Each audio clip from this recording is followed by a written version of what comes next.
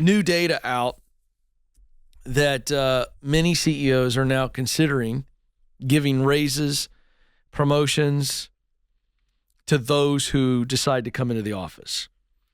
There has been a tussle for some time of major companies that, during the pandemic, immediately sent everybody home. And then they said, well, that's not the best way. It was the only way we could do it at the time. Now it's not the best way. We want you back in. But understand, when people want you back in, even these bigger companies, it is only part-time. So newsflash to any leaders that are just hanging on for dear life. The hybrid model is going to be the predominant model. You don't have to do it. I'm not telling you to do it. I'm just letting you know you will be leading companies. You are leading companies right now in the United States where the hybrid model is now the dominant model. The horse is out of the barn. It's just, that's what it is. So whatever your rhythm is, understand you will be competing against companies who are okay with a certain chunk of remote work. So just know.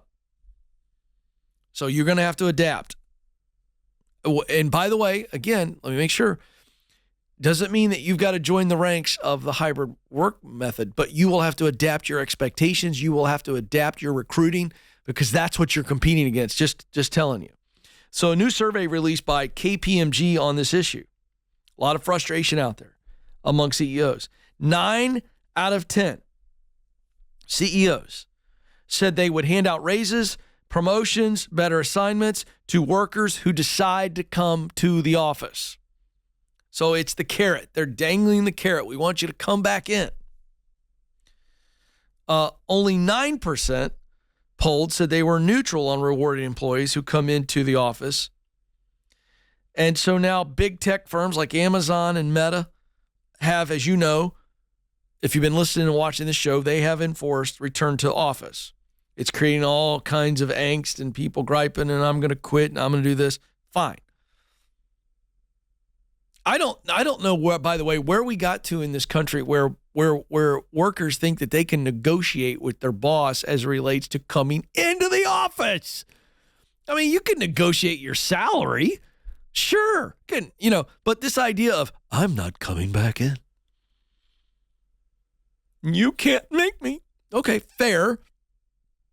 They can't make you, but they can fire you.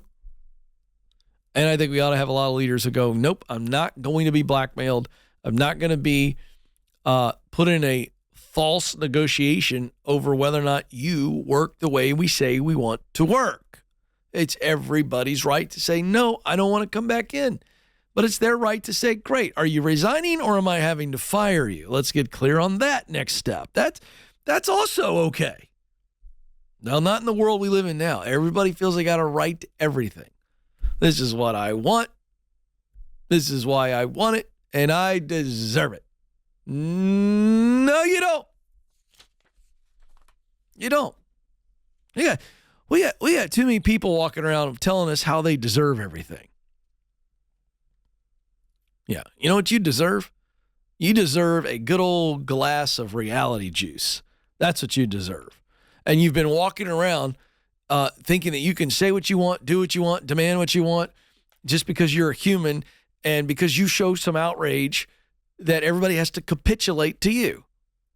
Well, last time that actually was a normal action was when we were all toddlers. It's not normal for adults. That's what toddlers do when they don't get what they want. Adults shouldn't do that. But unfortunately, adulting is so hard. That's where we live. Now, from the survey, these leaders are very much convinced that having people back in the office more often will drive collaboration and productivity. I agree with the more. But I would be foolish if I said that you can't be collaborative, that you cannot be productive in a remote setting. I would be foolish to say that. And that's ridiculous. In fact, when I need to write, I need to be alone. Now, whether that's in this office or at a writing space in my neighborhood or a place in my house that I'm very creative in, it would be foolish for me to say that one cannot be creative or productive by themselves. That's foolishness.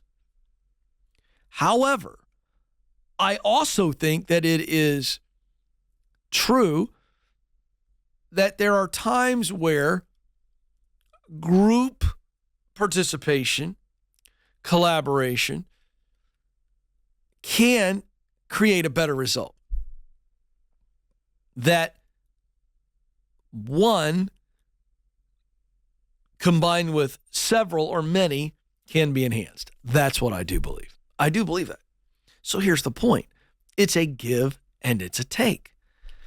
So what leaders have to realize now is they are in this very new world of work where people got all this flexibility, which is freedom during the pandemic. And this is juxtaposed to the fact that they were probably not in many healthy environments.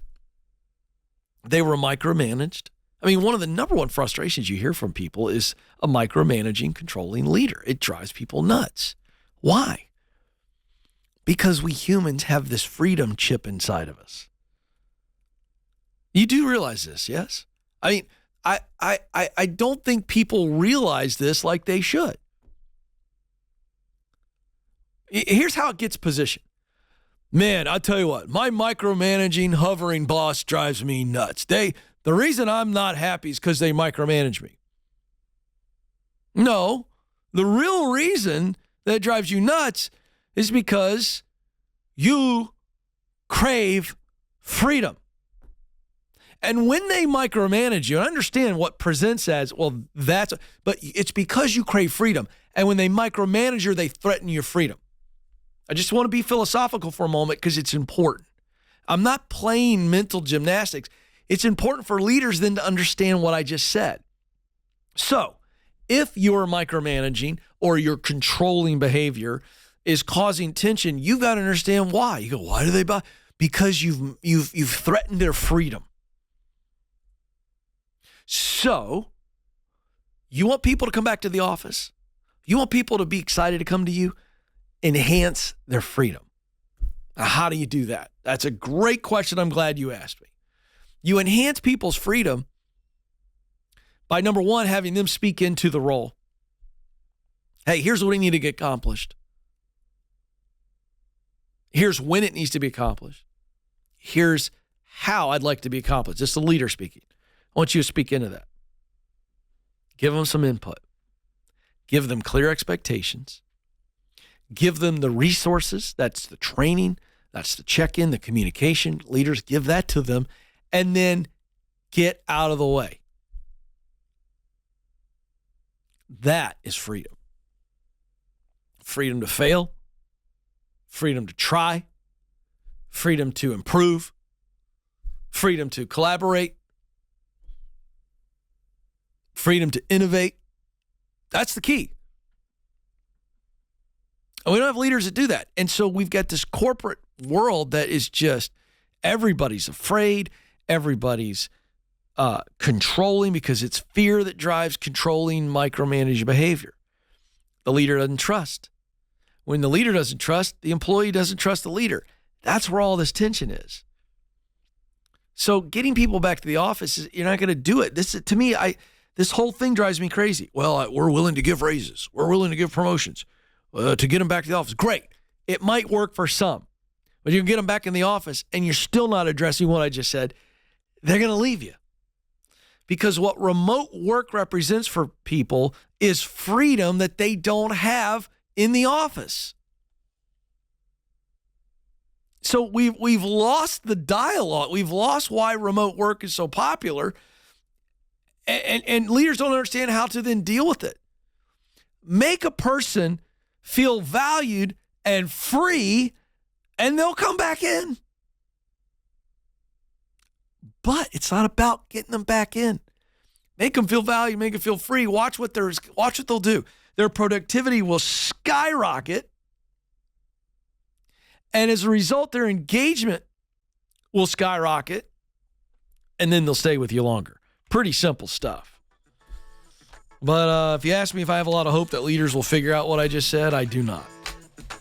I wish I was more positive about it, but I'm positive that leaders don't know what they're doing.